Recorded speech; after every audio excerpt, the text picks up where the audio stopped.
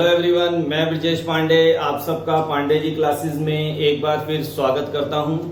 Student, आज हम basically बात करने वाले हैं location of tetrahedral void, octahedral wide and number of tetrahedral and octahedral wide के ऊपर कौन कौन से न्यूमेरिकल आते हैं उनको भी डिस्कस करूंगा। यहाँ मैंने केवल 2 ही न्यूमेरिकल अभी दिखा रखे हैं। इसके बाद जो प्रीवियस ईयर आईआईटी और मेंस के अंदर, आईआईटी के अंदर और इवन जो आपके नीट के एग्जाम में क्वेश्चंस बार बार आए हैं उनको भी मैं यहाँ पे एक्सप्लेन करने वाला हूँ।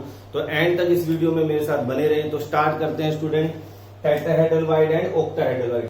तो स्टूडेंट, अब हम स्टार्ट करते हैं how to locate tetrahedral void and octahedral void in CCP arrangement. अगर आपके पास सीसीपी अरेंजमेंट है या एफसीसी, बात एक ही होती है, मैं आपको पहले ही बता चुका हूं। तो उस केस में हम उनकी लोकेशन कैसे दिखाएंगे तो ये मैं आपको समझाने जा रहा हूं। तो याद रखना स्टूडेंट, जो टेट्राहेड्रल वाइड हैं ये क्या लाई करते हैं, they lie at 2 tetrahedral voids at each body diagonal, each body diagonal. तो हमें पता है किसी भी क्यूब में कितने बॉडी डायगोनल होते हैं स्टूडेंट, आप कहेंगे सर 4।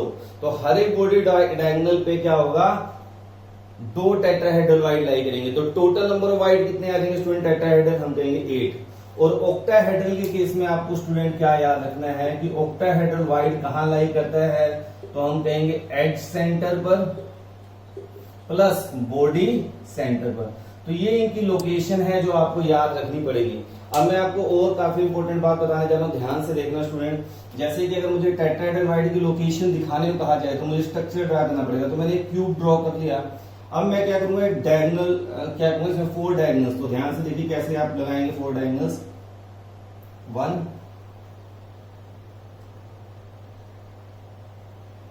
2, फिर आप क्या करेंगे स्टूडेंट, ये 3 और 4। तो हमारे पास स्टूडेंट अगर हम ध्यान से देखें तो मेरे पास 4 बॉडी डायगोनल हैं। अब वो क्या कह रहा है कि टेट्राहेड्रल वाइड के लिए मुझे लोकेशन देखनी है। तो मैं क्या करूंगा, हम बात करेंगे कि एक जो आपके पास डायगोनल है उसके ऊपर 2 टेट्राहेड्रल वाइड होंगे। ठीक है स्टूडेंट, इसी तरह आप हर एक पे 2 दिखा सकते हैं।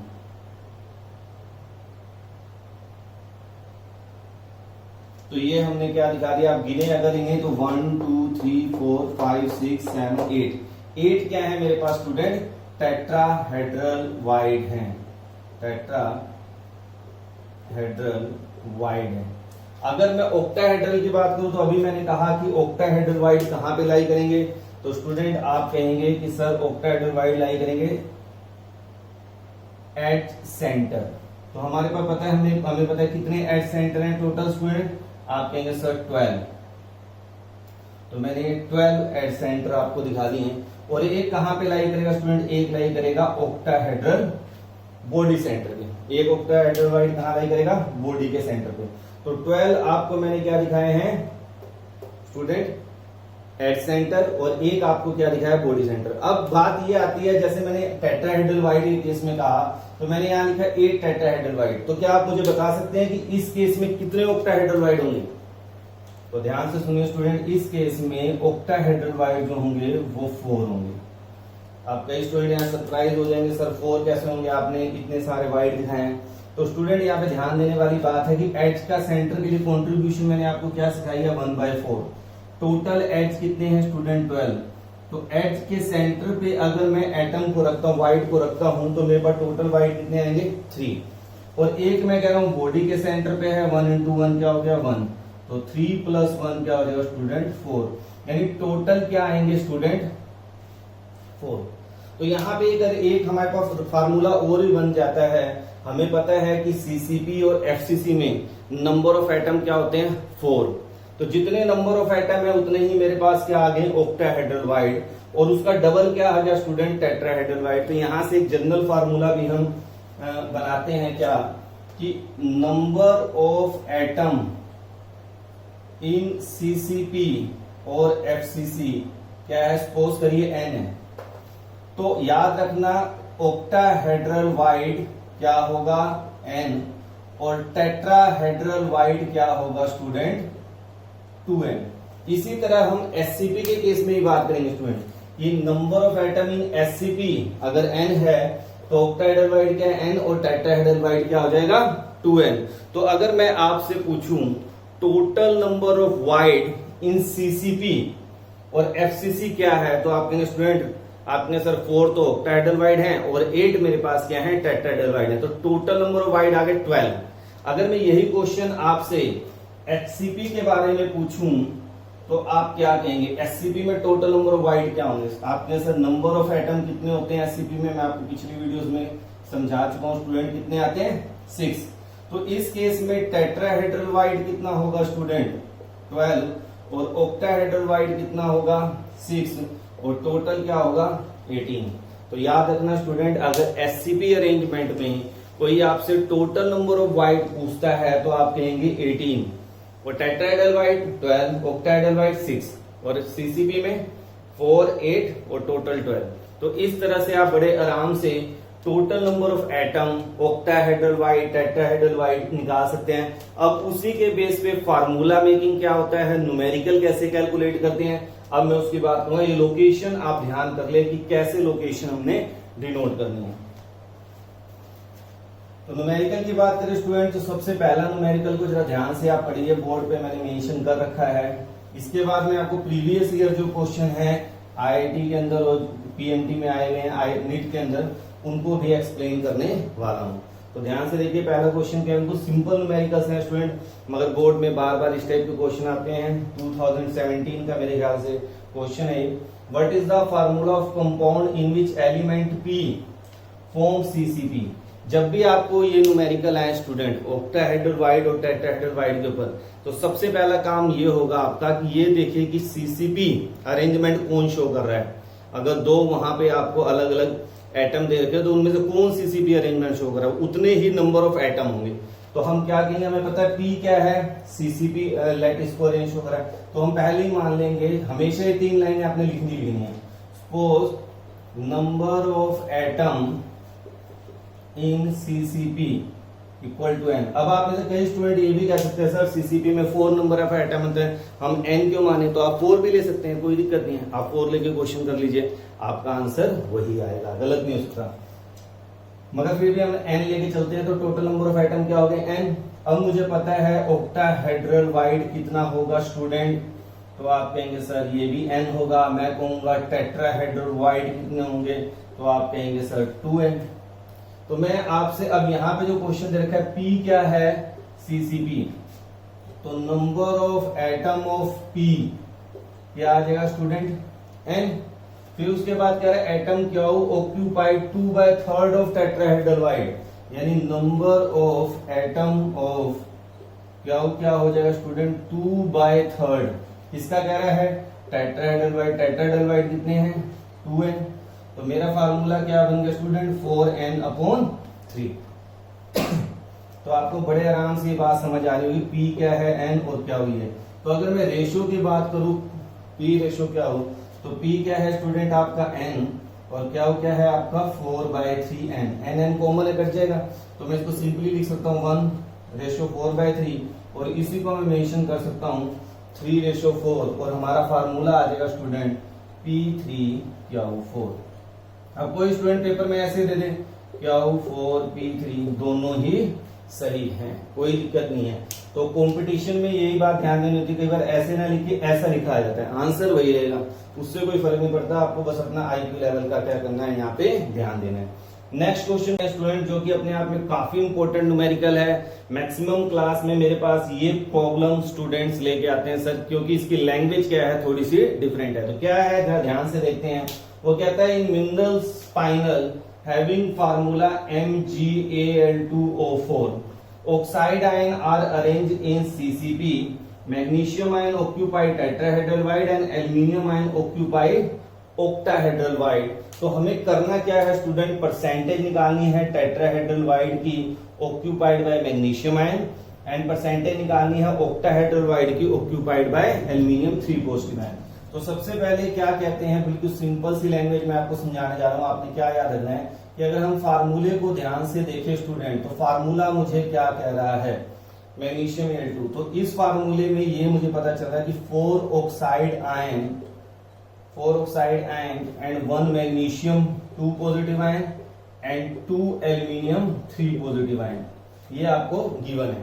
अगर मुझे पता है कि ऑक्साइड आयन क्या है, सीसीपी अरेंजमेंट शो कर रहा है, इसका मतलब मैं ये कह सकता हूं कि number of atom in CCP, number of atom of oxide ion की अगर हम बात करें तो क्या आएगा स्टूडेंट, 4, क्योंकि सीसीपी अरेंजमेंट में नंबर ऑफ एटम कितने हैं, 4।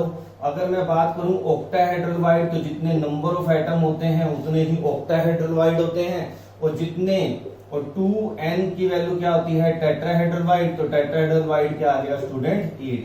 तो कहने का मेरा ये मतलब है कि इस फाइनल के अंदर 8 टेट्राहेड्रल हैं, 4 ऑक्टाहेड्रल हैं और 4 ऑक्साइड आयन हैं। अब मेरा क्वेश्चन क्या कह रहा है, वो व्हाट परसेंटेज ऑफ टेट्राहेड्रल, तो परसेंटेज ऑफ टेट्राहेड्रल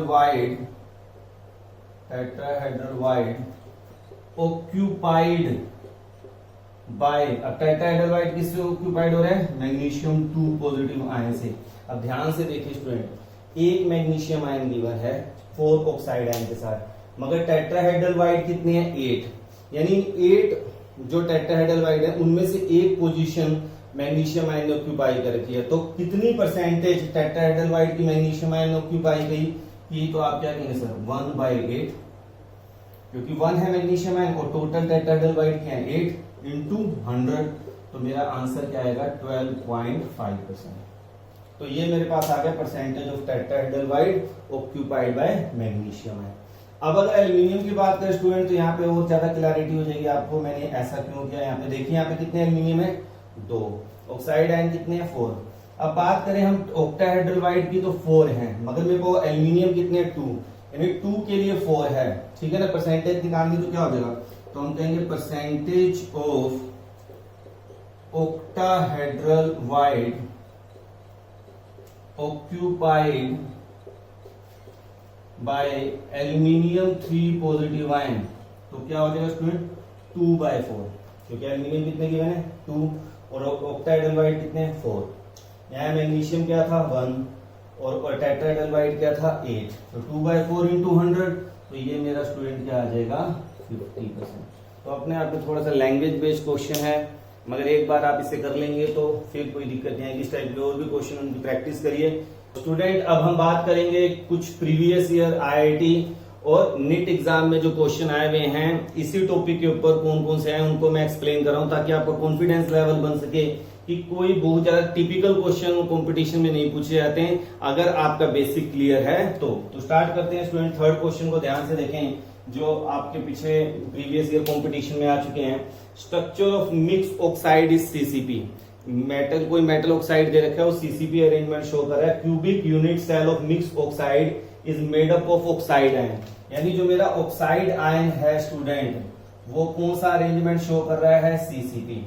मैंने आपको बताया था कि जब भी ऑक्टाहेड्रल टेट्राहेड्रल में 3 लाइनें फिक्स हैं, क्या number of atoms in CCP, तो आप क्या कहेंगे n। फिर मैंने कहा था ऑक्टाहेड्रल वाइड, तो आप कहेंगे सर n। मैंने कहा टेट्राहेड्रल वाइड, तो आप क्या कहेंगे 2n। ये फिक्स है बात, पर इसी के ऊपर सारा न्यूमेरिकल चलता है। वो कह रहा है डाइवेलेंट मेटल आयन ए जो है आपका वो 1/4 ऑफ टेट्राहेड्रल वाइड है। तो टेट्राहेड्रल वाइड कितने स्टूडेंट 2n, तो ये मेरा क्या आ गया n/2। इसी तरह जो बी मोनोवेलेंट आपको गिवन है मेटल बी ऑक्टाहेड्रल वाइड को ऑक्यूपाई, ऑक्टाहेड्रल वाइड क्या है n, तो रेशियो ऑफ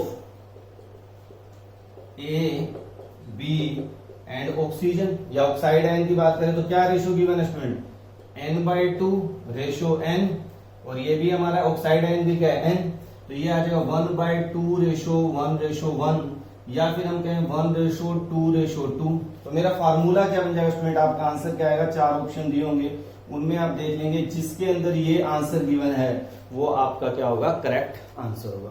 तो आप ये देख सकते हैं कि जो पिछले सालों में जो प्रीवियस ईयर कंपटीशन में भी जो क्वेश्चन आए हैं वो सेम पैटर्न पे चल रहे हैं, जो मैंने अभी आपको 2 न्यूमेरिकल और उससे पहले बेसिक बताया। कोई नई चीज आपको मैं नहीं बताने जा रहा। अगला न्यूमेरिकल देखिए और खुद करने की कोशिश करिए, मेरे से पहले आपका सोल्व होना चाहिए मैं चाहता हूं। तो ध्यान से देखिए स्टूडेंट, वो कह रहे हैं compound formed by cation C and anion A, anion form CCP। जो एनायन है स्टूडेंट, एनायन हमारा क्या है A, ये क्या कर रहा है CCP फॉर्म कर रहा है। तो हमें पता है इसके नंबर ऑफ आइटम क्या हो गए N, फिर हमें पता है ऑक्टाहेड्रल वाइड क्या होगा N, टेट्राहेड्रल वाइड क्या होगा 2N। ये काम तो आपने सबसे पहले कर देना है। अब उसके बाद वो क्या कह रहा है, cation occupy 75% of octahedral void. तो कैटायन जो हमारा है, कैटायन क्या है हमारा स्टूडेंट C, वो क्या कह रहा है 75% of octahedral wide. Octahedral void क्या है N, 75% का मतलब क्या होता है स्टूडेंट 3/4 इंटू N। तो ये मेरा क्या आ गया 3N/4। 75/100 करोगे तो स्टूडेंट आपको पता है 3/4 आ जाएगा। अब ratio of A and B क्या आ गया, ratio of A and B।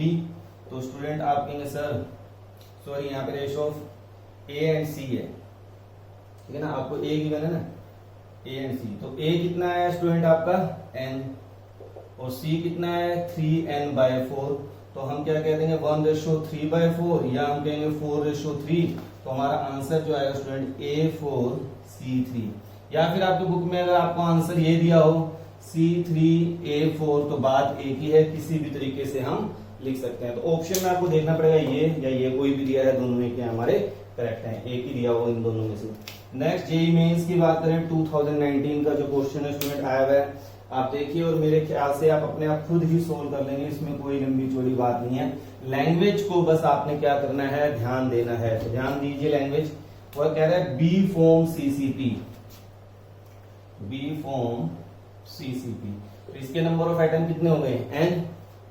अब आप कहेंगे सर ऑक्टाहेड्रल वाइड क्या है N, टेट्राहेड्रल वाइड क्या है, अब आप कहेंगे सर 2N। ये बात तो फिक्स है। अब उसके बाद क्वेश्चन अपना स्टार्ट करते हैं।